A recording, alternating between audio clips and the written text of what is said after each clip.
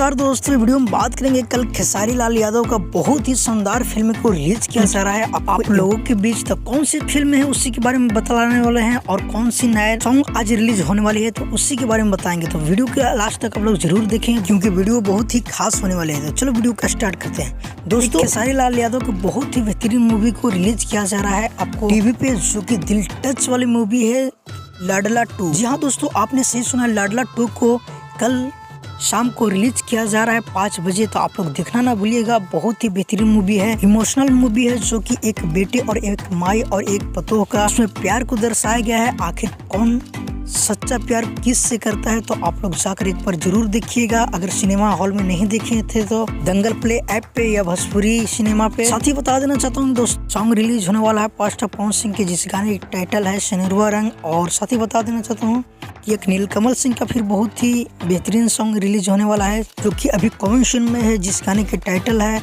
श्यान भैलू। तो एक बार जाकर जरूर ये वाला गाना सुन लीजिएगा। बहुत ही हिट लेवल का सॉन्ग बन के तैयार हुआ है। तो फिलहाल के लिए अपडेट था, मिलते किसी अपडेट के साथ बहुत ही जल्द। अगर हमारे चैनल पे अपने हो तो हमारे चैनल की जरूर सब्सक्राइब कर लीजिए, क्योंकि भोजपुरी का हर अपडेट सबसे पहले हमारे चैनल पे आता है। जब तक के लिए जय हिंद, जय भोजपुरी।